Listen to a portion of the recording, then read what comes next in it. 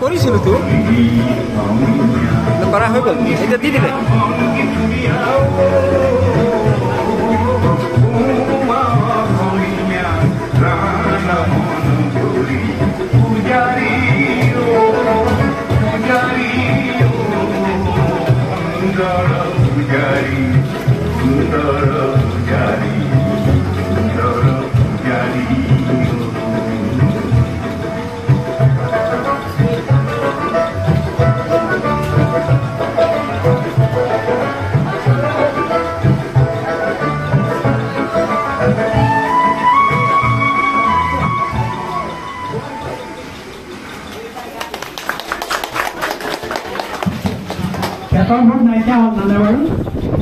বুঝা নাই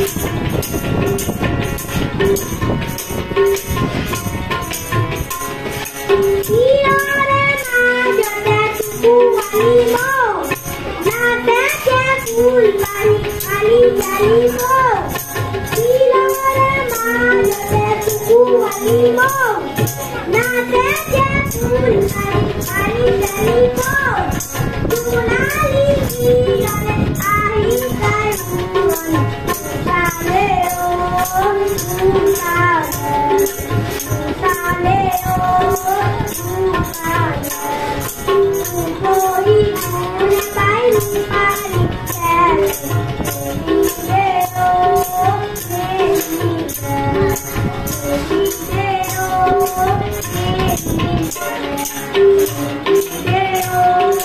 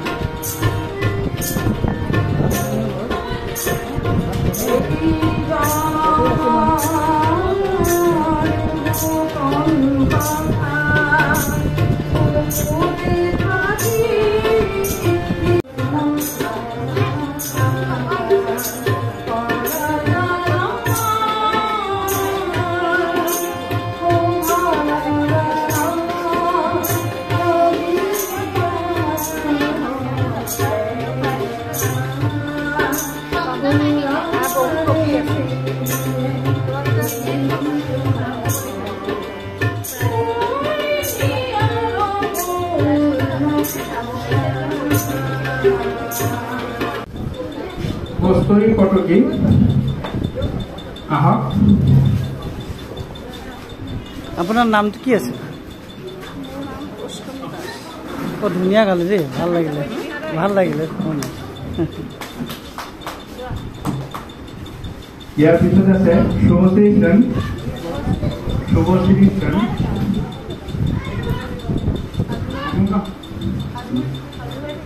ইয়াৰ পিছত আছে অপলিনা বেগ।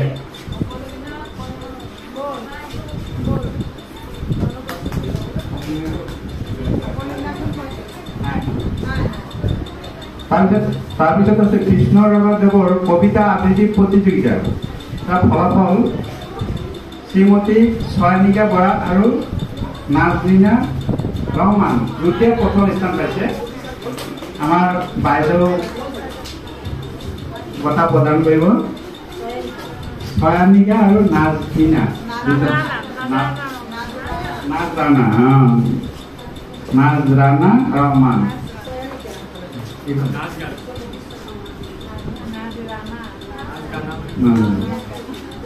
যেতিয়া প্ৰথম স্থান পাইছে দুজনে বৰ ভাল লাগিছে আপোনাৰ কম্পিটিশ্যনত বাইদেউ, সঁচাকে ভাল লাগিছে। তাৰপিছত ৰাজকুমাৰী প্ৰসাদ এইখিনি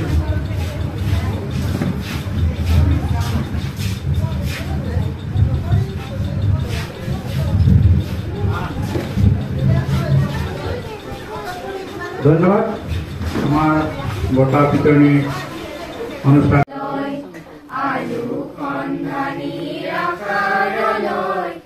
আমাৰ জাতীয় বিদ্যালয় আলু সন্ধানী আশাৰলৈ, আমাৰ জাতীয় বিদ্যালয় সুভাষ লওঁ আমি কেঁচা মাটিৰ, পৰশ নেৰো আমি উপজা বেটিৰ।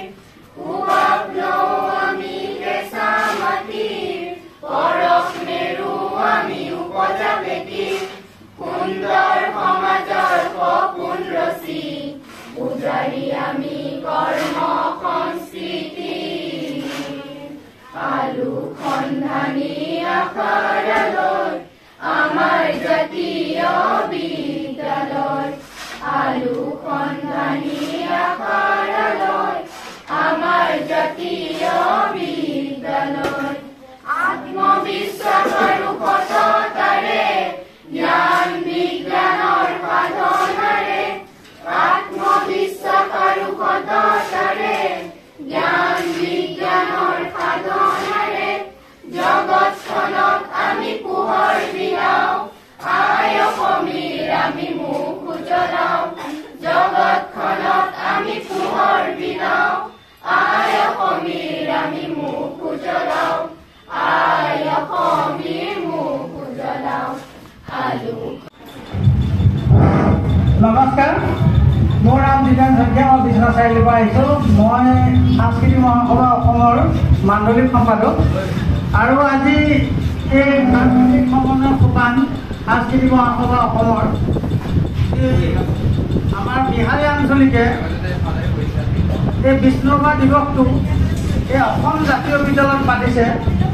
আৰু এই অসম জাতীয় বিদ্যালয় তোমালোকে জানাই যে গোটেই অসমতে অসম জাতীয় বিদ্যালয়ে অসমীয়া ভাষা আৰু মাতৃভাষাৰ নামত যি এটা বিপ্লৱ তৈয়াৰ কৰিছে। আৰু সঁচাকৈ এই বিষ্ণুৰাভা দিৱসটো আজি ইয়াত পতাৰ কাৰণে আমি যথেষ্ট আনন্দিত হৈছোঁ। আৰু তোমালোকে যিবিলাক নাচ বাট কৰিছা ইয়াত, অকল আমিয়ে নাচাওঁ, গোটেই অসমে চাব পাৰিব। অসম অকল অসমতে নহয়, গোটেই ভাৰতবৰ্ষত সাংস্কৃতিক অসমৰ সংগঠন আছে।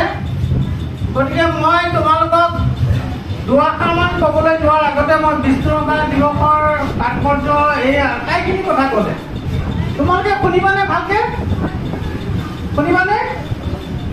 তোমালোকে নিশ্চয় বিষ্ণুৰাভাৰ বিষয়ে জানিছা। আৰু তাৰ আগতে মই সাংস্কৃতিক মহাসভা অসমৰ বিষয়ে দুআষাৰ ক'বলৈ ওলাইছোঁ যে সাংস্কৃতিক মহাসভা অসম হ'ল যে অসমত বিভিন্ন জাতি জনগোষ্ঠী আছে। আছেনে?